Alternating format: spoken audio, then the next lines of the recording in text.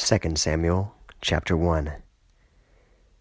And it came to pass, after the dying of Saul, and David returned from striking Amalek, and David stayed in Ziklag 2 days, that it came to pass in the 3rd day, and behold, a man came from out of the camp of the people of Saul, and his clothes were torn up, and earth was upon his head.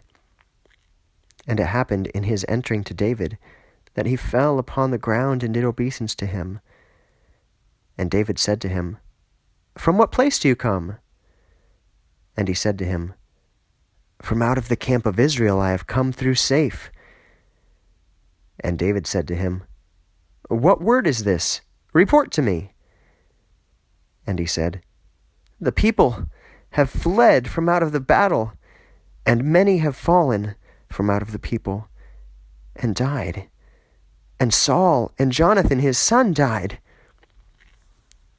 And David said to the servant lad, In the reporting it, how do you know that Saul and Jonathan his son have died?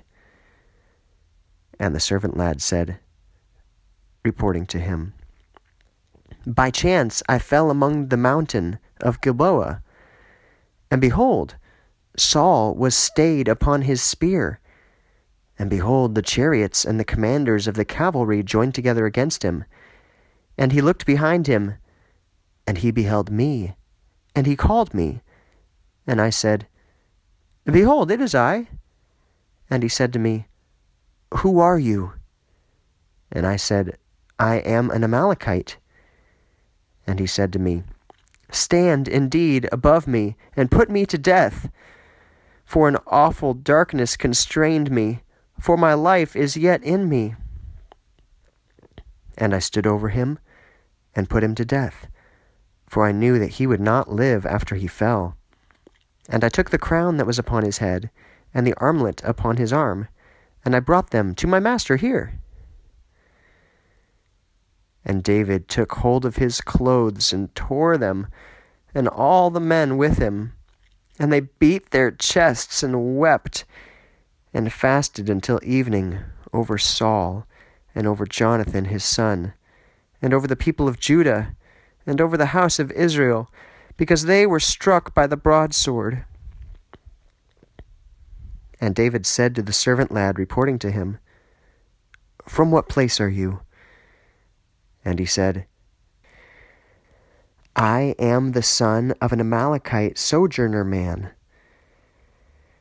And David said to him, How is it you fear not to bear your hand to utterly destroy the anointed one of the Lord?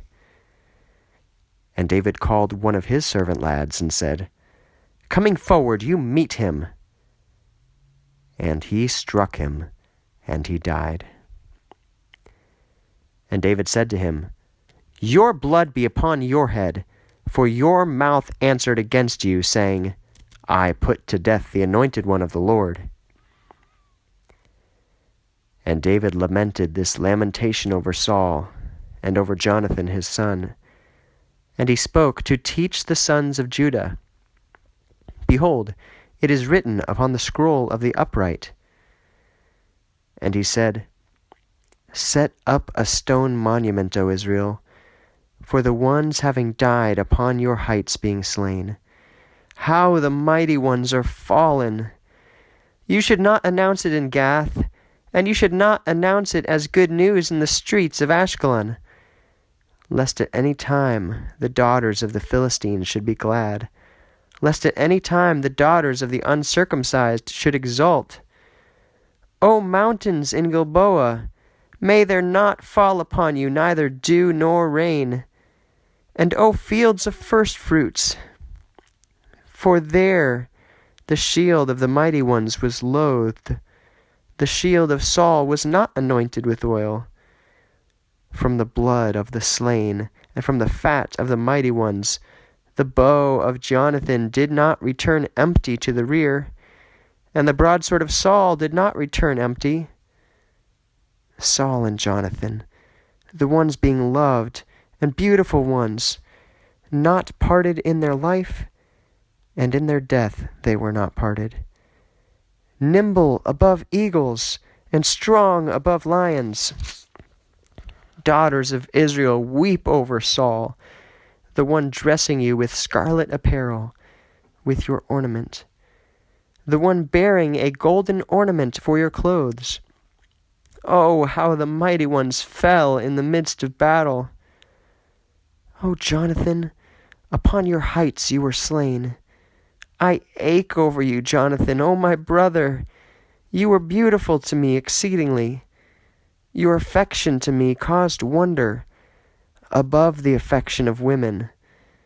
Oh, how the mighty ones fell, and the weapons of warfare perished.